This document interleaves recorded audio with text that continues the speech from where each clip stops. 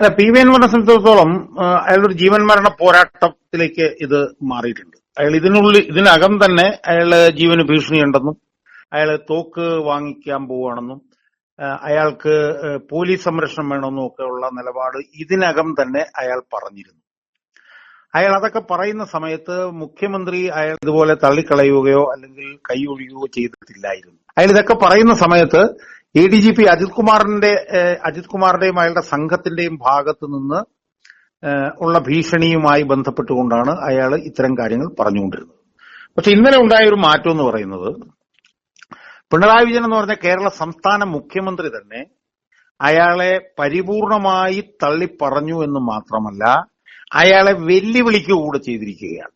കാരണം നമുക്കറിയാം, അൻവർ യഥാർത്ഥത്തിൽ എനിക്ക് എന്റെ അച്ഛനെ പോലെയാണ് പിണറായി വിജയൻ എന്നാണ് അയാൾ പറഞ്ഞുകൊണ്ടിരുന്നത്. എന്ന് മാത്രമല്ല, പിണറായി വിജയനെ തെറ്റിദ്ധരിപ്പിക്കുകയാണ് പി ശശിയും A D G P Ajith കുമാറും കൂടെ ചെയ്തുകൊണ്ടിരുന്നത് എന്നാണ് നിരന്തരമായി അയാൾ പറഞ്ഞുകൊണ്ടിരുന്നത്. എന്നാൽ ഇന്നലത്തോടുകൂടി ചിത്രമാകെ മാറിയിരിക്കുന്നു.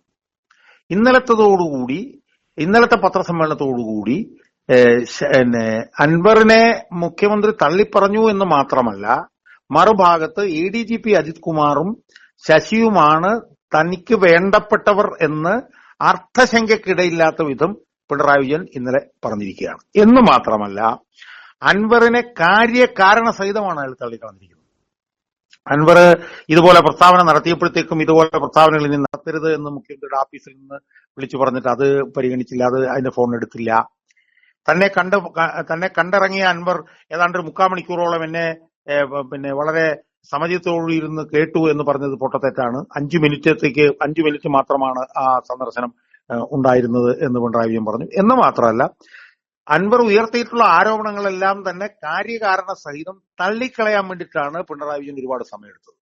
അതായത് A D G P Ajith കുമാറും സുജിത് ദാസും കൂടി മലപ്പുറം ജില്ലയിൽ പിടിച്ച സ്വർണ്ണക്കള്ളക്കടത്ത് കേസുകളുടെ എണ്ണം വരെ പിണറായി വിജയൻ അവിടെ പറയുകയുണ്ടായി. എന്ന് മാത്രമല്ല, ഇയാൾക്ക് തീവ്രവാദി ബന്ധമുണ്ടോ എന്നൊക്കെയുള്ള നിലയിലുള്ള ആരോപണങ്ങൾ ഉണ്ടല്ലോ എന്ന് പറഞ്ഞപ്പോൾ എന്റെ നിലയിൽ അത് നിങ്ങൾ കെട്ടിവെക്കാൻ താല്പര്യപ്പെടണം, നിങ്ങൾ തന്നെത്താനെ അത് വേണമെങ്കിൽ അന്വേഷിച്ചോളൂ എന്ന് അയാൾ പറഞ്ഞിട്ടുണ്ട്. അതുപോലെ തന്നെ ടെലിഫോൺ ചോർത്തുന്നത് ശരിയാണോ എന്ന് അയാൾ ചോദിച്ചിട്ടുണ്ട്.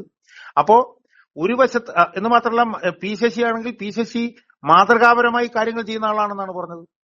അതുപോലെ തന്നെ A D G P Ajith Kumar എന്ന് പറയുന്നത് അങ്ങനെ ഒരു ഉദ്യോഗസ്ഥനെതിരെ ആരോപണം വന്നു എന്ന് പറഞ്ഞുകൊണ്ട് അയാൾക്കെതിരെ എന്തെങ്കിലും നിലപാടെടുക്കാൻ പറ്റില്ല എന്ന് പറയുകയും ചെയ്തു. അപ്പൊ സ്വാഭാവികമായും ഞാൻ നേരത്തെ പറഞ്ഞതുപോലെ ഒരു ശശിയെയും A D G P Ajith കുമാറിനെയും തന്റെ പക്ഷത്ത് നിർത്തുന്നതോടൊപ്പം തന്നെ മറുവശത്ത് സമ്പൂർണമായി അദ്യാവസാനം അൻവറിനെ ഇന്നലത്തോടുകൂടി പിണറായി വിജയൻ തള്ളിക്കളഞ്ഞു. അത് കഴിഞ്ഞപ്പോ പിണറായി വിജയനോടുള്ള ചോദ്യം ചോദിച്ചത്, ഇനിയും അൻവർ ആരോപണങ്ങളുമായി വന്നാൽ എന്ത് ചെയ്യും എന്ന് ചോദിച്ചപ്പോൾ ഞാൻ തന്നെ നേരിട്ട് വന്ന് അതിന് മറുപടി കൊടുക്കേണ്ട സാഹചര്യം ഉണ്ടാകും എന്ന് മുഖ്യമന്ത്രി പിണറായി വിജയൻ പരസ്യമായി പറഞ്ഞിരിക്കുകയാണ്. അപ്പൊ ഞാൻ ഈ ചർച്ചയുടെ തുടക്കത്തിൽ ഞാൻ പറഞ്ഞതുപോലെ A D G P Ajith കുമാറുമായി തർക്കമുണ്ടായിരുന്ന സമയത്ത് പോലും തോക്ക് മേടിക്കണം, അതുപോലെ തന്നെ എന്നെ കൊല്ലാനുള്ള സാധ്യതയുണ്ട്, എനിക്ക് പോലീസ് പ്രൊട്ടക്ഷൻ വേണം എന്നൊക്കെയാണ് പി വി അൻവർ പറഞ്ഞിരുന്നതെങ്കിൽ ഇന്ന് കേരളത്തിന്റെ ഭരണഘടനാ തലവനും എന്ത് ചെയ്യാനും മടിയില്ലാത്തവനുമായിട്ടുള്ള പിണറായി വിജയൻ അൻവറിനെ പരിപൂർണമായി തള്ളിക്കളഞ്ഞു എന്ന് മാത്രമല്ല, അൻവറിനെ ഞാൻ പരസ്യമായി ഇനി വെല്ലുവിളിക്കും എന്നും പച്ച മലയാളത്തിൽ പറഞ്ഞിരിക്കുന്ന സാഹചര്യത്തിൽ അൻവറിന്റെ സ്ഥിതി വലിയ ദയനീയമായിരിക്കുകയാണ് എന്നാണ് എനിക്ക് സൂചിപ്പിക്കാനുള്ളത്. മറുഭാഗത്ത് അൻവർ എങ്ങനെയാണ് അതിനെ പ്രതിരോധിക്കുന്നതെന്ന് എനിക്കറിയില്ല. ഞാനിപ്പം സോഷ്യൽ മീഡിയയിൽ കണ്ടത്, ഇന്ന് 7 മണിക്ക് അൻവർ അദ്ദേഹത്തിന്റെ നിലപാട് ഫേസ്ബുക്കിൽ കൂടി പ്രഖ്യാപിക്കും എന്നൊരു തീരുമാനവും കൂടി ഇപ്പോൾ വന്നിട്ടുണ്ട്. അൻവറിനെ സംബന്ധിച്ചിടത്തോളം അൻവർ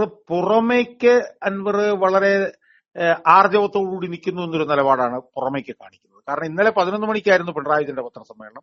അതിന് 1 മണിക്കൂർ മുമ്പ് അൻവർ ഒരു പത്രസമ്മേളനം നടത്തുകയും A D G P Ajith കുമാറിനെതിരെ വീണ്ടും രേഖകൾ കൊണ്ടുവരികയും അയാൾ കള്ളപ്പണം വെളുപ്പിക്കുന്ന ആളാണെന്ന് പറയുകയൊക്കെ ചെയ്തു. എന്ന് മാത്രമല്ല, പിണറായി വിജയന്റെ പത്രസമ്മേളനം കഴിഞ്ഞ് വൈകിട്ട് 5 മണിക്ക് അയാൾ വീണ്ടും ഒരു പത്രസമ്മേളനം നടത്തുകയും ആ പത്രസമ്മേളനത്തിൽ വെച്ച് പി ശശിക്കെതിരായിട്ടുള്ള ആരോപണം കടുപ്പിക്കുകയും കൊള്ള മുതൽ ശശിയും കൂടെ ചേർന്നാണ് വീതിക്കുന്നത് എന്ന് വരെ അയാൾ പറഞ്ഞു വെക്കുകയും ചെയ്തിട്ടുണ്ട്. അപ്പൊ പുറമേക്ക് അയാൾ വളരെ ധീരമായിട്ടുള്ളൊരു നിലപാടാണ് എടുക്കുന്നതെങ്കിലും അയാൾ കളങ്കിതനായതുകൊണ്ട് അയാളെ പിടിക്കാൻ പിണറായി വിജയന് പിന്നെ താരതമ്യേന എളുപ്പമാണ്.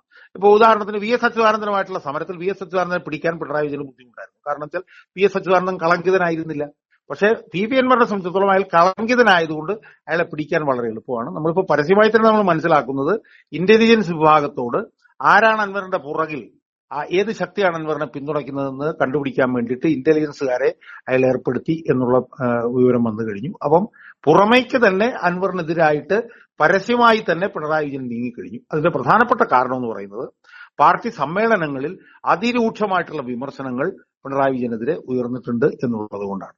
എന്നാൽ മറുഭാഗത്ത് നമുക്കിപ്പോൾ കാണാൻ കഴിയുന്നത് പാർട്ടി അണികൾ വലിയ തോതിൽ അൻവറിന് അനുകൂലമായിട്ടുള്ള നിലപാടാണ് എടുത്തിരിക്കുന്നത് എന്നാണ് നമുക്ക് കാണാൻ കഴിയുന്നത്. അപ്പൊ അതുകൊണ്ട് തന്നെ അൻവർ ജീവൻ മരണ പോരാട്ടത്തിലാണെന്നുള്ള കാര്യത്തിൽ ആരും തർക്കമില്ല. കാരണം മറുഭാഗത്ത് നിൽക്കുന്ന മുഖ്യമന്ത്രിയാണ്. മുഖ്യമന്ത്രി വളരെ റൂത്ത്ലെസ് ആയിട്ടുള്ള ഒരു മനുഷ്യനാണ്. എന്ത് ചെയ്യാൻ മടിയില്ലാത്ത ആളാണ്. അയാൾക്ക് പോലീസ് എന്ന് പറഞ്ഞ സംവിധാനത്തിന്റെ പിന്തുണയുണ്ട്. അയാൾക്ക് പല വിദേശ രാജ്യങ്ങളിലും ഇതുപോലുള്ള അധോലോക ബന്ധങ്ങളുമൊക്കെ ആയിട്ടുള്ള ആളുകളുമായിട്ടൊക്കെ ഉള്ള ബന്ധങ്ങളുണ്ടെന്നുള്ള ആരോപണം ഉയർന്നിട്ടുണ്ട്. അതുകൊണ്ട് തന്നെ ഇന്നത്തെ സാഹചര്യത്തിൽ അൻവറിന്റെ സ്ഥിതി ഒരല്പം പരിങ്ങലിലാണ് എന്ന് നമ്മൾ വിലയിരുത്തേണ്ടി വരും.